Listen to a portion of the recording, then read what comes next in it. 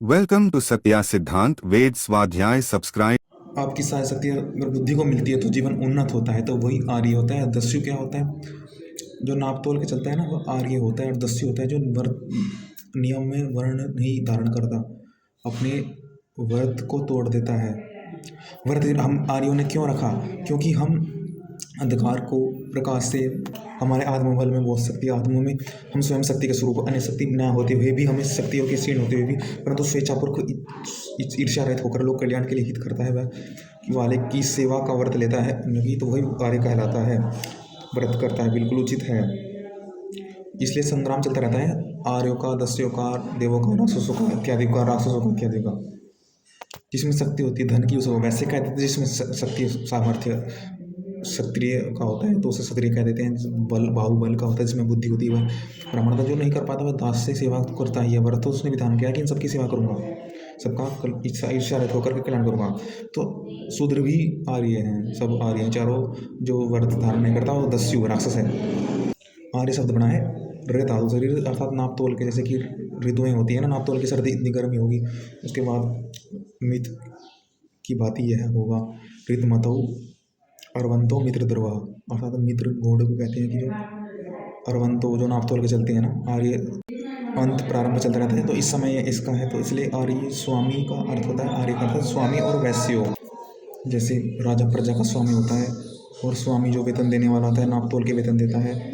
वैसे कृषि, गोपालक कृषि करता है, व्यापार इत्यादि करता है। सबसे बड़ा हम ईश्वर के पुत्र हैं, ईश्वर के स्वामी हैं। ईश्वर का राज्य में चलने वाला, न्याय करने वाला, सबको हित समझने वाला, वह आर्य है। था जितना जिए शान में जिए। अपनी कल्पना का जो अगर आपने प्रचार किया, अपने विचारों का, अपनी श्रेष्ठ भावना का आपने विचार किया, तो आप उसका प्रभाव किया, अपने सुख का प्रकाश किया, अपनी प्रभाव किया, अपने विचारों का, कल्पना का, तो सुख का प्रकाश करते ही या सेनापति की भांति, अर्थात आप अन्न का, आप सुख का प्रकाश अन्न व जल की भांति आपने तृष्णा और सुखदाह को मिटाने के लिए किया, जल की। तो ठीक उसी प्रकार आप फिर सेनापति की भांति होगे, तो आप भी लोगों के सुख के लिए ही करोगे। जैसे कि प्यास बुझाती है जल, आप जल के भांति होगे व्यापक। ना हम देख पाते जितना हम कह पाते हैं दूसरों के लिए, अपने स्वयं से प्रयास से कर पाते हैं। वास्तविक में वही प्रकाश और प्रभाव है। प्रयास ही प्रभाव और प्रकाश की ओर ले जाता है, सुख की ओर। जो व्यक्ति अपना विशेष योग्यता नहीं समझता, वह समाज पर व्यक्ति समाज का सहयोग करता नहीं होता, वह अभी तो एक बोझ होता है गुणों का। जो अपनी गुण की योग्यता का सम्मान नहीं करता, वह कभी न कभी दूसरों पर अत्याचार अवश्य करेगा। तो देखिए, व्यक्ति समानता चाहता है, परंतु समानता में ईर्ष्या, द्वेष इत्यादि पनपता है। तो इसलिए व्यक्ति में अग्नि व सोम दोनों गुण होने चाहिए। अग्नि को आचरण में उपयोग करना चाहिए, केवल प्रतीक मात्र नहीं।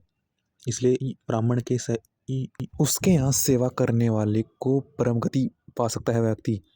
जो ब्राह्मण अग्नि को आचरण में लाता है, उसकी सेवा करके, जैसे कभी किसी को मार्ग नहीं मिला तो स्वयं के चुने हुए कर्म पर विश्वास करके, जैसे कि ईश्वर की अभ्यर्चना, जैसे कि श्री कृष्ण की अर्जुन ने की थी, उनके मार्ग पर शरण में जाए। श्री कृष्ण अनासक्त होकर के युद्ध में भी वह संध्या इत्यादि करते थे, उनको किसी बात की चिंता नहीं थी।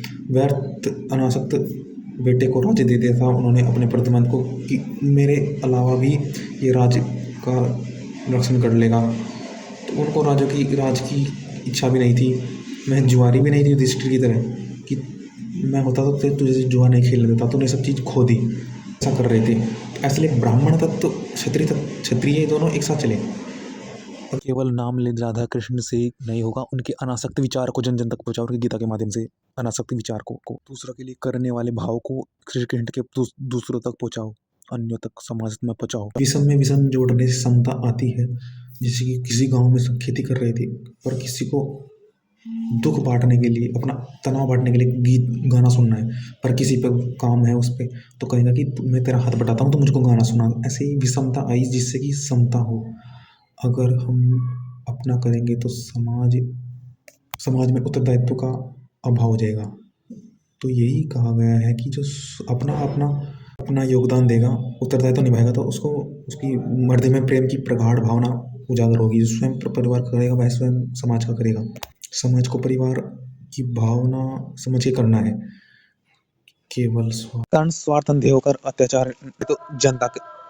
इसलिए व्यक्ति समाज के हित में जाता है। हित वह जब व्यक्ति परिवार समझ कर नहीं करेगा तो उसको किसी का भय नहीं होगा, फिर वापस गलती करेगा। समाज को अपना समझ के करना है, अपना समझ के नहीं करना जो तुम कर्म कर रहे हो। और यंत्रों को महर्षि मनु ने एक तरह से घातक पतक बनाया गया कि वो पतन करता है, जैसे स्त्री को व्यभिचारी बाजार में छोड़ देवे बैठाकर, अर्थात इस नगर को उजाड़ कर दूसरा नगर बसाने का इतिहास देख लीजिए कि जैसे कि जुलाहा था, घर में गाय बांधते हैं हम, खुली हवा लिखती है तो दिन भर काम करते हैं, रोग भी नहीं होते, रोग उत्पन्न होते हैं तो थोड़ा बहुत डॉक्टर पंडित ही उनको दवा दे देते हैं, ज्ञानी होते हैं तो ठीक कर देते हैं।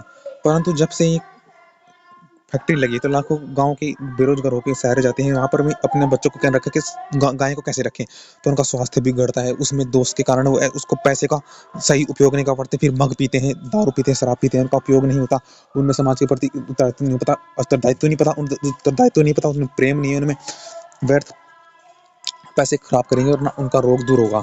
इसलिए वापिस समाज को हित करने के लिए मनुष्य मनु कह रहे हैं कि आप स्वयं उस ऐसे अवस्था में वापस आओ कि इस अंग्रेज की अवस्था को समझना है, अंग्रेज की अवस्था को, विदेशी अवस्था के जो तुम्हारे शराब में तुम पड़े हो, इससे निकलना है, विदेशी की अवस्था से वापिस तुम इस अवस्था में आओ, वापिस तुम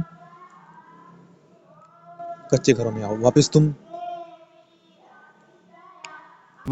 देखो, उपासना क्या होती है और नाम स्मरण क्या होता है। केवल नाम स्मरण करने से ईश्वर की प्राप्ति नहीं होगी। देखो, वर्तमान जैसा हम चाहते हैं, जैसे प्रार्थना व्यक्ति करता है, वैसे भी वर्तमान में इसको बरतना चाहिए, वरना तो वह जैसा प्राप्त मांग रहा होगा, जैसे कर रहे होंगे वैसा मिल रहा होगा।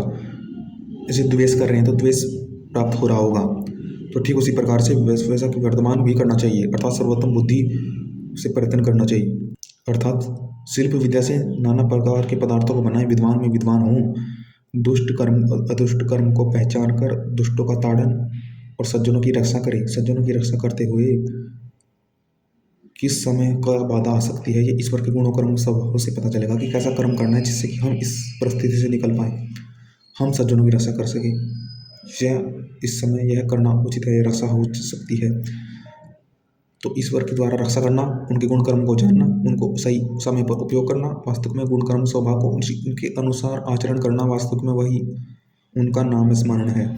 नाम का अर्थात होता है गुणगान करना, अर्थात हमने ऐसा कर्म किया जिससे कि हमारा यश हुआ, हमारा कर्म हुआ, ईश्वर के गुण कर्म को जानकर उसके अनुकूल आचरण करना, ईश्वर के गुणों